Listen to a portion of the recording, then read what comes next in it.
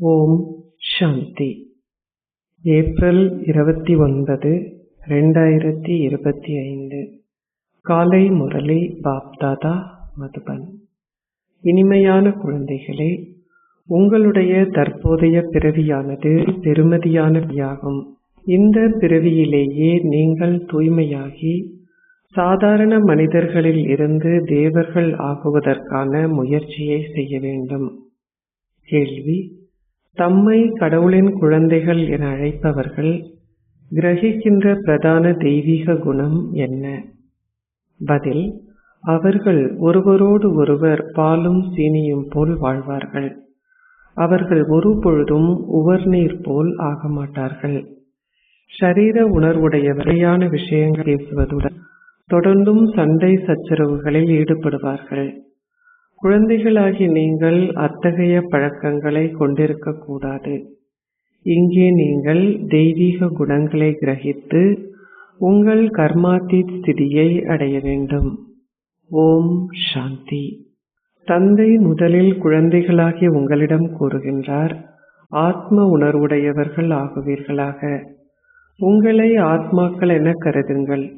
கீதை போன்றவற்றில் என்ன கூறப்பட்டிருந்தாலும் அந்த சமய நூல்கள் அனைத்துமே பக்தி மார்க்கத்தை சார்ந்தவை. தந்தை கூறுகின்றார், நானே ஞானக்கடல். நான் குழந்தைகளாகிய உங்களுடன் இந்த ஞானத்தை பேசுகின்றேன். நான் எந்த ஞானத்தை பேசுகின்றேன்? நான் உலக ஆரம்பம், மத்தியமம், இறுதியின், அதாவது இந்த நாடகத்தின் ஞானத்தை பேசுகின்றேன். இது வரலாற்றினதும் புவியியலினதும் கல்வியாகும். பக்தி மார்க்கத்தில் எவருமே வரலாற்றையும் புவியியல் கல்வியையும் கற்பிப்பதில்லை. அதனை பற்றி அவர்கள் குறிப்பிடுவதும் இல்லை. சாதுக்களும் புனிதர்களும் அமர்ந்திருந்து சமய நூல்களை கற்கின்றார்கள். தந்தை உங்களோடு இந்த ஞானத்தை பேசுவதற்கு முன்னர் எந்த சமய நூல்களையும் கற்பதில்லை. அவர் இந்த ஞானத்தை கொண்டே உங்களை சாதாரண மனிதரிலிருந்து தேவர்கள் ஆக்குகின்றார். நீங்கள் சாதாரண மனிதர்களிலிருந்து ஆகுவதற்கே இங்கே வருகின்றனர். நீங்களும் மனிதர்கள், அவர்களும் மனிதர்களே. மக்கள் தந்தையை அழைக்கின்றார்கள், ஓ தூய்மையாக்குபவரே வாருங்கள். தேவர்கள் தூய்மையானவர்கள் என்பதும் அவர்களின், அதாவது அவர்களது விக்கிரகங்களின் முன்னால் தலைவணங்கி நிற்கின்ற மற்ற மனிதர்கள் அனைவரும் தூய்மையற்றவர்கள் என்பதையும் நீங்கள் அறிவீர்கள். அவர்கள் தம்மை தூய்மையற்றவர்கள் என்றும் தேவர்களை தூய்மையானவர்கள் என்றும் கருதுகிறார்கள். ஆனால் எவ்வாறு தேவர்கள் தூய்மையாகினார்கள்? அவர்களை தூய்மையாக்கியது யார்? எந்த மனிதருக்கும் இது தெரியாது. ஆகையால் தந்தை விளங்கப்படுத்துகின்றார், உங்களை ஆத்மாக்கள் என கருதி தந்தையை நினைவு செய்யுங்கள். இதற்கு நீங்கள் முயற்சி செய்ய வேண்டும். ஷரீர உணர்வை கொண்டிருக்காதீர்கள். ஆத்மாக்கள் அழிவற்றவர்கள். ஒவ்வொரு ஆத்மாவிலும் சமஸ்காரங்கள் உள்ளன. ஆத்மாக்கள் தமது நல்ல தீய சமஸ்காரங்களை தம்முடன் எடுத்து செல்கிறார்கள். ஆகையாலேயே தந்தை கூறுகின்றார், இப்பொழுது ஆத்ம உணர்வுடன் இருங்கள். எவருக்குமே தம்மை ஆத்மா பற்றி தெரியாது. இருளான பாதை, ராவணனின் ராஜ்யம் ஆரம்பமாகும் பொழுதே ஆரம்பமாகி அனைவரும் ஷரீர உடையவர்கள் ஆகின்றார்கள். தந்தை இங்கே அமர்ந்திருந்து விளங்கப்படுத்துகின்றார், நீங்கள் யாரிடம் வந்திருக்கின்றீர்கள் என்பதை குழந்தைகளாகிய நீங்கள் இப்பொழுது அறிவீர்கள். நீங்கள் இவரிடம் வரவில்லை. நான் இவருக்குள் பிரவேசித்திருக்கின்றேன். இது இவரின் பல பிறவிகளில் இறுதியான தூய்மையற்ற பிறவியாகும். எவ்வகையான பல பிறவிகள்? அரை கல்பத்திற்கு தூய பிறவிகளும் அரை கல்பத்திற்கு தூய்மையற்ற பிறவிகளும் உள்ளன என உங்களுக்கு கூறப்பட்டுள்ளது. ஆகையால் இவரும் தூய்மையற்றவரே. பிரம்மா தன்னை தேவன் என்றோ கடவுள் என்றோ அழைப்பதில்லை. பிரஜாபிதா பிரம்மா ஒரு தேவர் என மக்கள் நம்புகிறார்கள். ஆகையாலேயே அவர்கள் கூறுகிறார்கள், பிரம்ம தேவருக்கு வந்தனம். தந்தை விளங்கப்படுத்துகின்றார், தூய்மையற்றிருந்த பிரம்மா அவரின் பல பிறவிகளின் இறுதி பிறவியில் தூய்மையாகி பின்னர் ஒரு தேவர் ஆகின்றார். நீங்கள் பிரம்மா குமாரும் பிரம்மா குமாரிகளும் ஆவீர்கள். நீங்களும் பிராமணர்கள். பிரம்மாவும் ஒரு பிராமணரே. அவரை தேவரென அழைப்பது யார்? பிரம்மா ஒரு பிராமணர் என்றே அழைக்கப்படுகின்றார், ஒரு தேவர் என்று அல்ல. இந்த பிரம்மா தூய்மையாகும் பொழுது இவர் விஷ்ணு, அதாவது லக்ஷ்மி நாராயணன் ஆகும் வரையில் இவரை தேவர் என்று அழைக்க முடியாது. நீங்கள் பிராமணர்கள். நான் முதலில் உங்களை சூத்ரர்களிலிருந்து பிராமணர்கள் ஆக்குகின்றேன். அதன் பின்னர் உங்களை பிராமணர்களிலிருந்து தேவர்கள் ஆக்குகின்றேன். தற்போதைய உங்களுடைய இந்த பிறவியே அதி பெருமதியானது. கர்ம வேதனை இருந்த போதிலும் தந்தை கூறுகின்றார், இப்பொழுது உங்களை என கருதி தவறான எண்ணை தொடர்ந்தும் நினைவு செய்யுங்கள். நீங்கள் பயிற்சி செய்யும் பொழுது மாத்திரமே உங்கள் பாவங்கள் அழிய முடியும். உங்களை ஒரு ஷரீரதாரி என நீங்கள் கருதுவதால் உங்கள் பாவங்கள் அழிவதில்லை. ஆத்மாக்கள் பிராமணர்கள் அல்ல. அவர்களுக்கு ஷரீரம் இருக்கும் பொழுதே பிராமணர்களாகவும் தேவர்களாகவும் பின்னர் சூத்ரர்களாகவும் ஆகின்றார்கள். தந்தையை நினைவு செய்வதற்கு முயற்சி தேவை. இது இலகு யோகம் என்றும் அழைக்கப்படுகிறது. தந்தை கூறுகின்றார், இந்த யோகம் மிக இலகுவானது.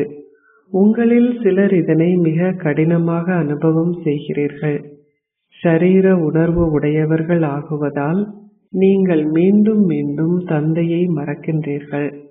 ஆத்ம உணர்வுடையவர் ஆகுவதற்கு காலம் எடுக்கின்றது. சதா தந்தையின் நினைவில் நிலைத்திருப்பது இப்பொழுது சாத்தியமல்ல.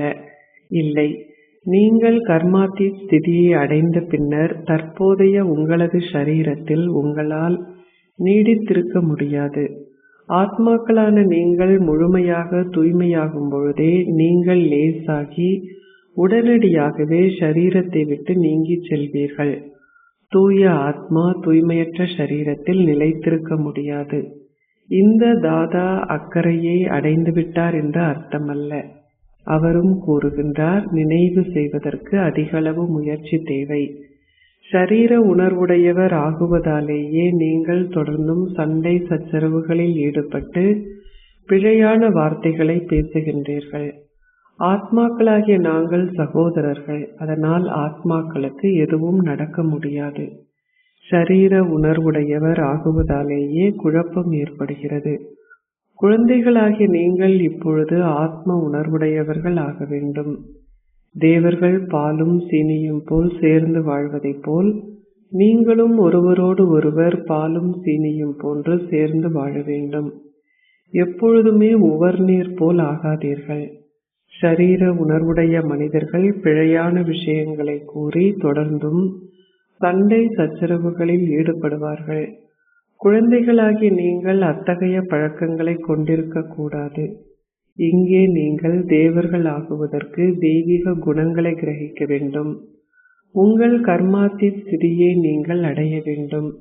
உங்கள் ஷரீரமும் இவ்வுலகமும் பழையது, தமோ பிரதானம் என்பதும் உங்களுக்கு புரிகின்றது. பழைய விஷயங்களிலும் பழைய உறவுகளிலும் ஆர்வமின்மையை கொண்டிருங்கள். ஷரீர உணர்வின் சகல விஷயங்களையும் துறந்து விடுங்கள். உங்களை ஆத்மாக்கள் என கருதி தந்தையை நினைவு செய்தால் உங்கள் பாவங்கள் அழிந்துவிடும். பல குழந்தைகள் நினைவில் இருப்பதில் தோல்வி அடைகிறார்கள். அவர்கள் இந்த ஞானத்தை விளங்கப்படுத்துவதில் திறமைசாலிகளாக இருக்கிறார்கள். ஆனால் அவர்கள் நினைவு செய்வதற்கு அதிகளவு முயற்சி செய்ய வேண்டியுள்ளது. இது முக்கியமான சோதனை. அரை கல்பத்திற்கு பக்தர்களாக இருந்தவர்களாலேயே இந்த விஷயங்களை புரிந்து கொள்ள முடியும். தாமதமாகி பக்தி மார்க்கத்திற்கு வந்தவர்களால் அந்த அளவிற்கு புரிந்து கொள்ள முடியாது. தந்தை இந்த சரீரத்தில் பிரவேசித்து கூறுகின்றார், நான் 5000 வருடங்களுக்கு ஒரு முறை வருகின்றேன்.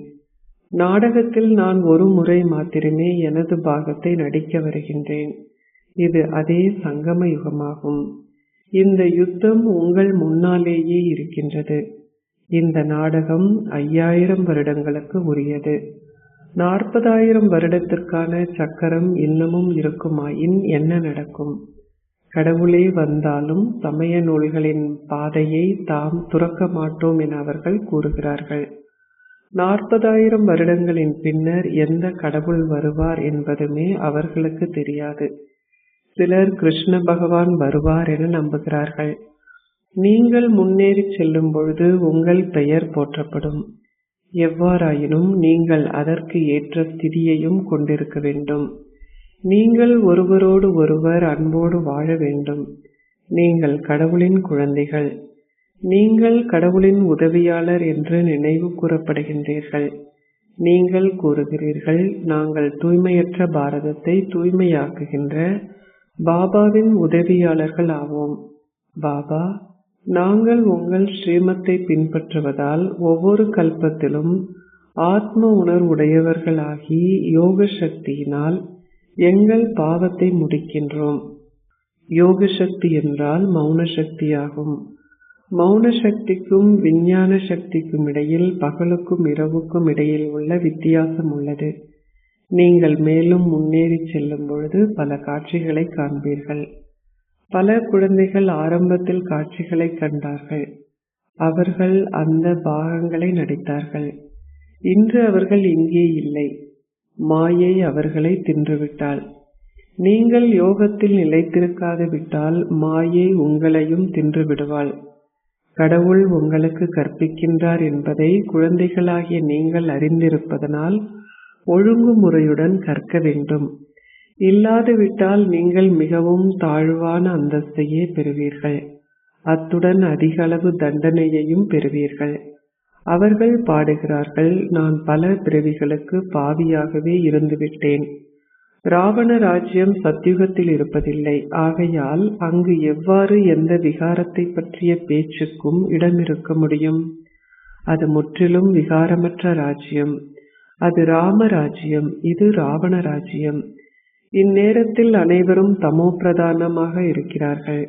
குழந்தைகளாகி நீங்கள் ஒவ்வொருவரும் உங்களுடைய ஸ்திதியை சோதித்து பார்க்க வேண்டும்.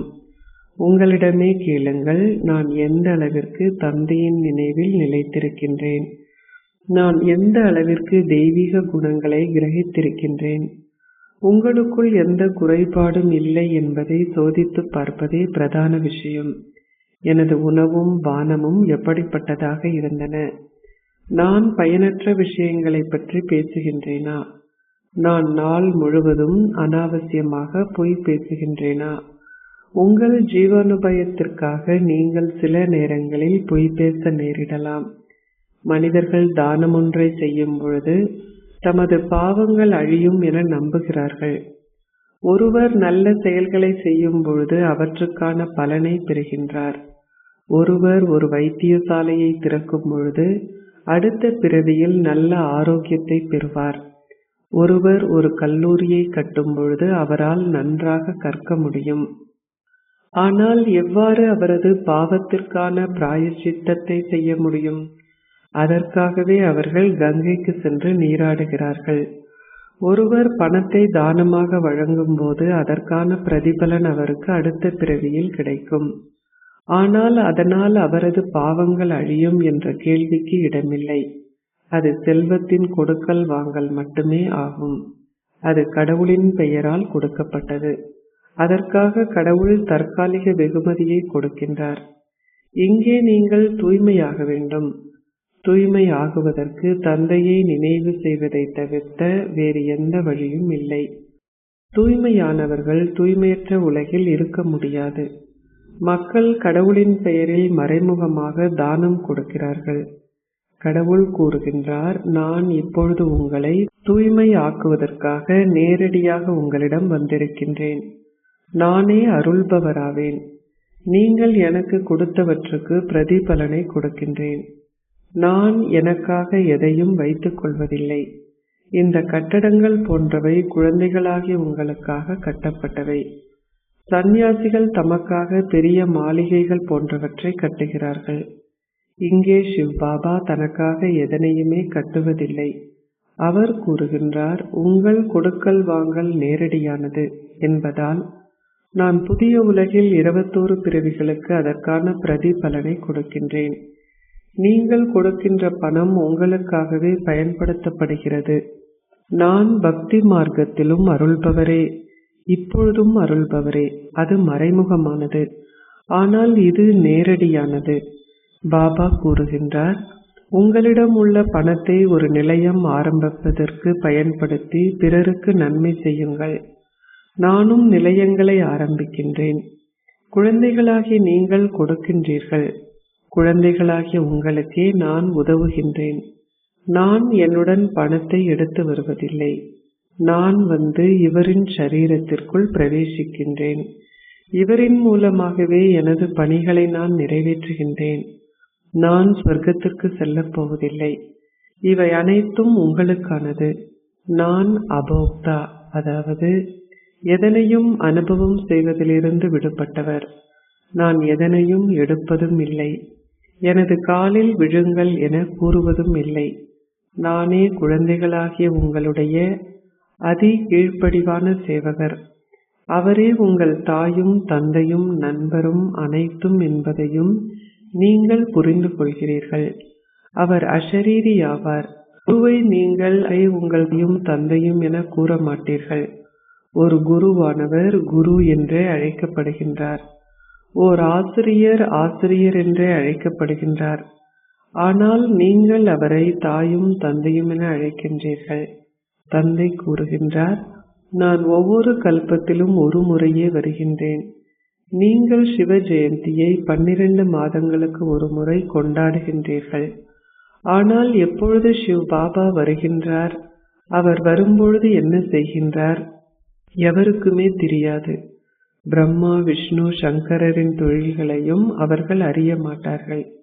ஏனெனில் அவர்கள் சிவ் பாபாவை அந்த உருவத்தின் உச்சியிலிருந்து அகற்றிவிட்டார்கள். சிவ் பாபா கரண் கராவன்கார்.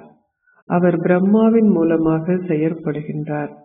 பாபா எவ்வாறு இவரின் சரீரத்திற்குள் பிரவேசித்து நடைமுறை ரீதியாக நீங்கள் என்ன செய்ய வேண்டும் என்பதை காட்டுகின்றார் என்றும் குழந்தைகளாகிய நீங்கள் அறிவீர்கள்.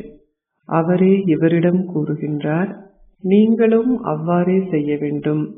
முதலில் நன்றாக கற்றிடுங்கள். தந்தையை நினைவு செய்து தெய்வீக குணங்களை கிரகியுங்கள். அந்த ஆத்மா கூறுவதைப் போன்றே இவரும் கூறுகின்றார், நானும் பாபாவை நினைவு செய்கின்றேன். பாபாவே என்னோடு இருப்பதை போன்றுள்ளது. நான் புதிய உலகிற்கு அதிபதியாக போகின்றேன் என்பது இப்பொழுது உங்கள் புத்தியில் உள்ளது. ஆகையால் உங்கள் நடத்தையுடன் உங்கள் உணவும் பானமும் மாற வேண்டும். நீங்கள் விகாரங்களை துறக்க வேண்டும். இங்கேயே நீங்கள் சீராக வேண்டும். நீங்கள் ஒவ்வொருவரும் உங்கள் ஷரீரத்தை நீக்கி செல்லும் பொழுது நீங்கள் எந்தளவிற்கு சீராகி இருக்கின்றீர்கள் என்பதற்கு ஏற்ப மிகவும் மேன்மையான குடும்பத்தில் பிறப்பு எடுப்பீர்கள். குடும்பங்களும் வரிசை கிரமமாகவே உள்ளன. இங்கும் சிலர் மிக நல்ல குடும்பத்தை சார்ந்தவர்கள்.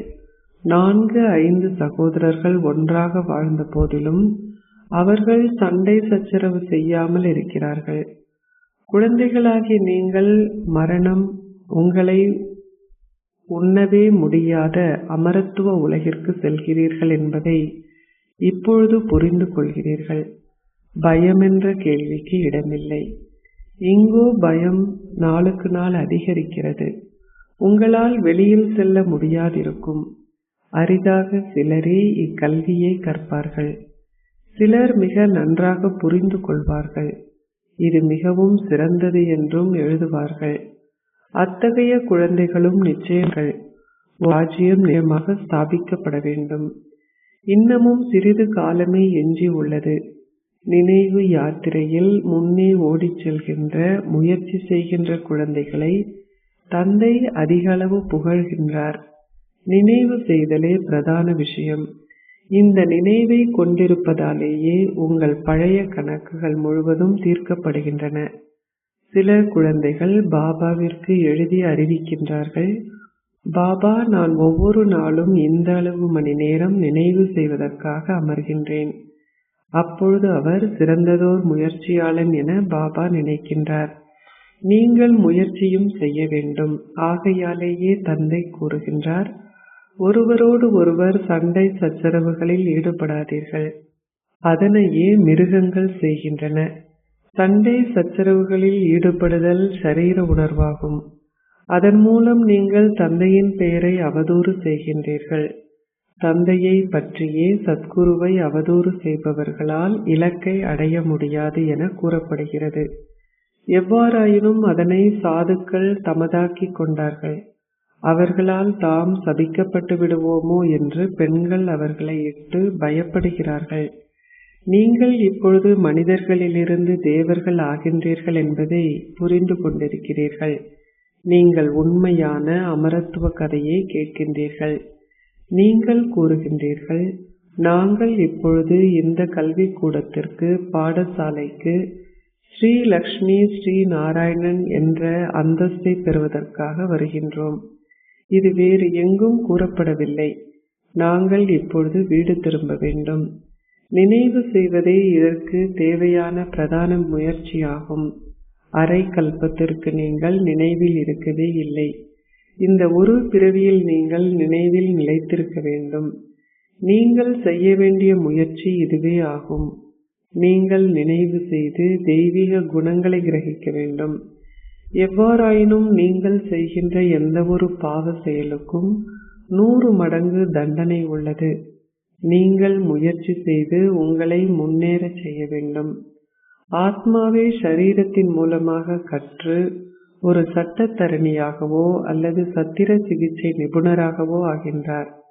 லக்ஷ்மி நாராயணனின் அந்தஸ்து மிகவும் மேன்மையானது.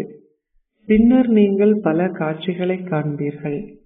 நீங்களே அதிமேலான குலத்தை சார்ந்த மேன்மையான பிராமணர்கள். நீங்களே சுயதர்ஷன சக்கரத்தை வைத்திருப்பதாக காட்டப்பட்டிருப்பவர்கள். நீங்கள் இந்த ஞானத்தை ஒரு கல்பத்தின் முன்னரும் கேட்டீர்கள். நீங்கள் இந்த ஞானத்தை மீண்டும் ஒரு முறை கேட்கின்றீர்கள். நீங்கள் கேட்பதனால் ஓர் அந்தஸ்தை பெறுகின்றீர்கள். பின்னர் இந்த ஞானம் மறைந்துவிடும். அந்த சமய நூல்கள் அனைத்தும் பக்தி மார்க்கத்திற்கு உரியவை. அச்சா, இனிமையிலும் இனிமையான அன்பிற்குரிய, எப்பொழுதோ காணாமல் சென்று இப்பொழுது கண்டெடுக்கப்பட்டிருக்கும் குழந்தைகளுக்கு உங்கள் தந்தை தாயாக இருக்கும் பாப் தாதாவின் அன்பும் நினைவுகளும் காலை வந்தனங்களும். ஆன்மீக தந்தை ஆன்மீக குழந்தைகளுக்கு நமஸ்தே கூறுகின்றார்.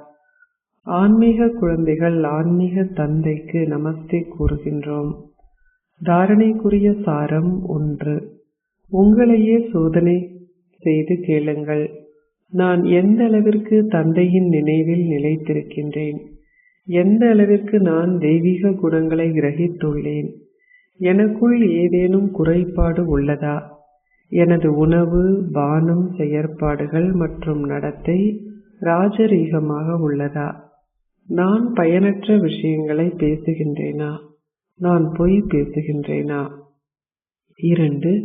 உங்கள் நினைவு அட்டவணையை அதிகரித்துக் கொள்வதற்கு நீங்கள் சகோதரர்களான ஆத்மாக்கள் என கருதுவதை பயிற்சி செய்யுங்கள். ஷரீர உணர்விலிருந்து அப்பால் இருங்கள்.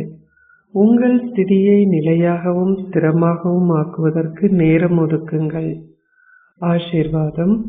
நீங்கள் மாயையை வென்றவராகவும் சுயராஜ்ய உரிமை உடையவராகவும் ஆகி பஞ்சபூதங்களையும் 5 விகாரங்களையும் உங்களின் சேவகர்கள் ஆக்குவீர்களாக.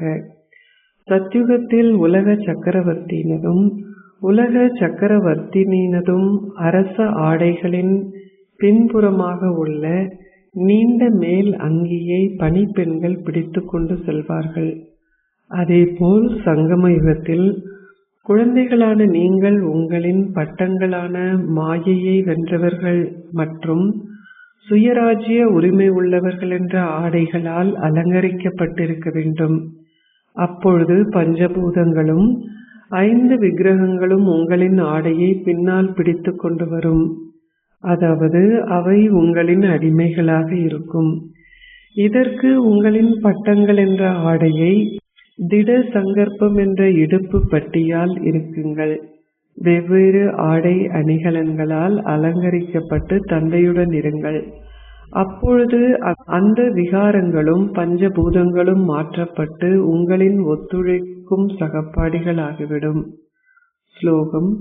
நீங்கள் விவரிக்கும் நற்குணங்களினதும் சக்திகளினதும் அனுபவத்தில் உங்களை மறந்திருங்கள். அனுபவமே மகத்தான அதிகாரம். அவ்யக்த இஷாரா. ஒன்றிணைந்த ரூபத்தின் விழிப்புணர்வுடன் சதா வெற்றி பெறுபவர் ஆகுங்கள்.